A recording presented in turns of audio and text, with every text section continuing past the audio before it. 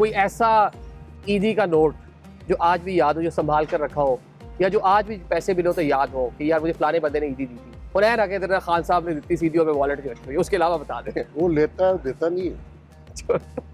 देने वाला तो उसकी पॉकेट ही नहीं है। नहीं, उन्होंने 2 बादाम दिए थे और सोशल मीडिया पे किसी ने ट्वीट कर दिया, तो मुझे मैसेज किया सोशल मीडिया के ऊपर, ट्विटर के ऊपर लोगों ने कि फ़ी मिलियन जो है ना एक हम बादाम खरीदने के लिए तैयार है, हमें दे दें आप। अच्छा, 2 मिलियन उसकी 2 बादामों की कीमत लगी थी। मैंने कहा नहीं, ये गिन कर दिए थे 2 बादाम उन्होंने कि ज़्यादा दिए थे अच्छा। लेकिन 2 बच गए थे मेरे पास। बाकी आपने खा लिया? मैं बाकी मिलियंस खा के लिए बादाम पंजोता साहब ने खा उनकी लिए। जेब में थे ना। मैं मानता नहीं हूँ ये पंचोता साहब उसको देखिए वो इतना नहीं जाते आप जितना मैं तुसी तो नहीं मानोगे ना, तुसी ऐसे मैं माल्टा खाता तो तुसी आखना नहीं माल्टा नहीं है आम नहीं वो बात नहीं है, लेकिन ये ना मनने वाली गल है, मैं नहीं मानू। मैं आपको बताऊं, वो किसी को ऑफर नहीं करता, वो देने वाली कंडीशन में नहीं है, वो सिर्फ रिसीव करता है। और कुछ चीजें अल्लाह ताला किसी में देता ही नहीं है कि वो आगे बांट सके। जरूरी नहीं है खाना, पैसे, बंदा शफकत और प्यार भी बांटता है ना, वो भी उसमें नहीं है।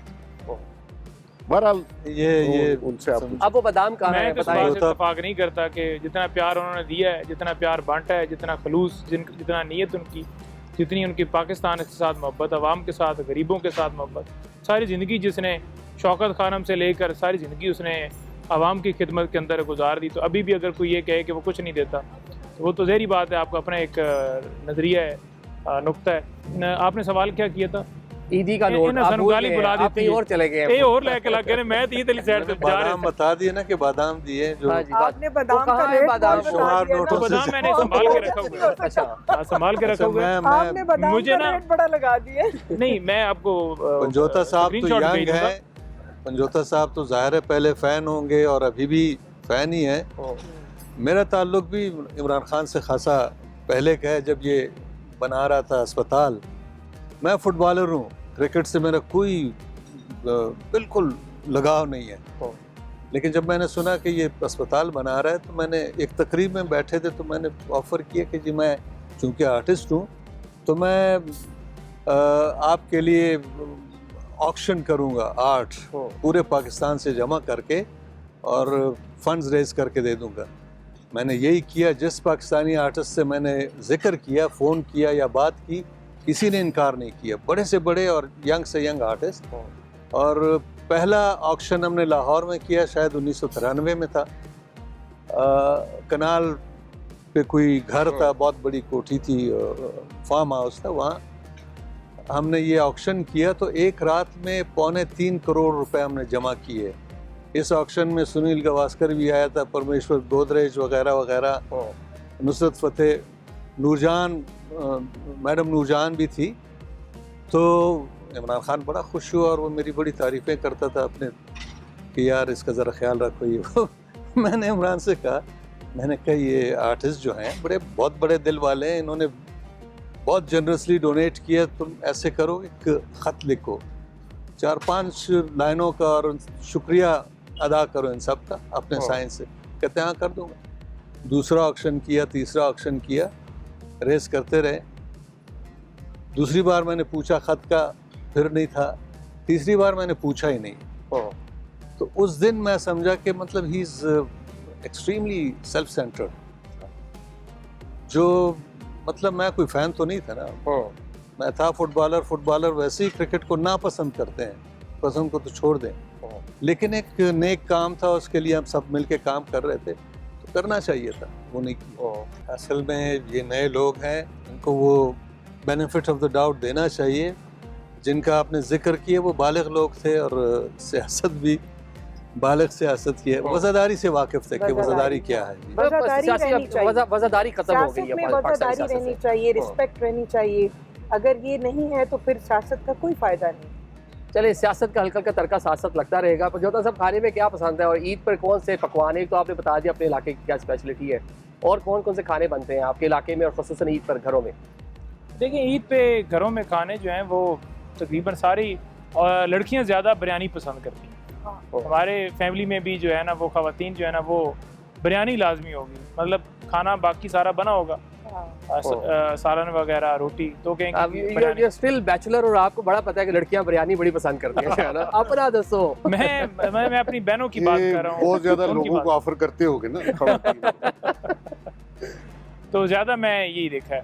अच्छा, बाकी देखें ईद के ऊपर जो है ना वो हमारा जो प्रोग्राम होता था ना, पहले ये होता था कि आज पहला दिन है, दूसरे दिन डिसाइड करना कि फैमिली के साथ या दोस्तों के साथ, क्योंकि साथ हमारे ना कलर कार पहाड़ी है जी, आज हम वहाँ थोड़ा सा एंजॉयमेंट करने जाएंगे, पहाड़ी के ऊपर जाएंगे, थोड़ा वहाँ जाकर हम खाना शाना खाएंगे और एंजॉय करेंगे।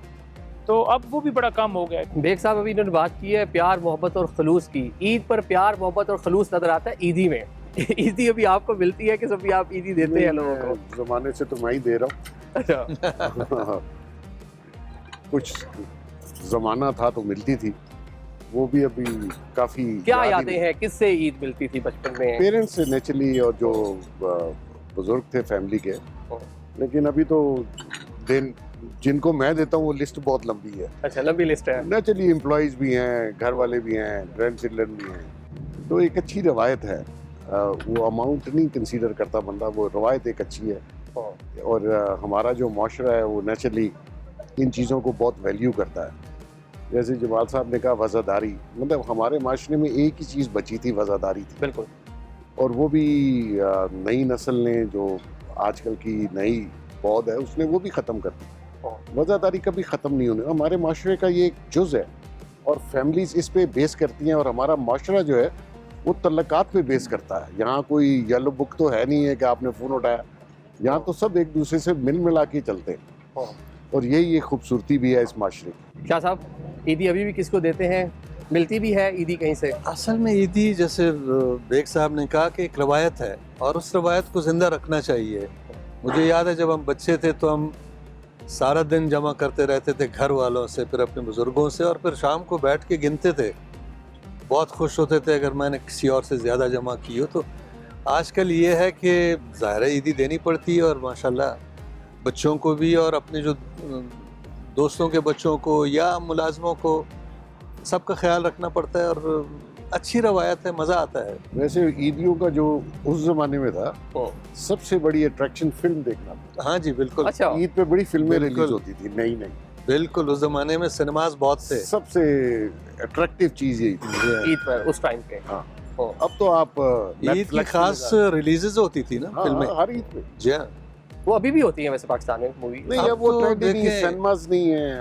नहीं, ये बड़ी अनफॉर्चुनेट बात है कि हमारी आबादी इस वक्त 25 करोड़ है और सिनेमाज की तादाद 110 या 15 है, पूरे पाकिस्तान में। जो मजाक है।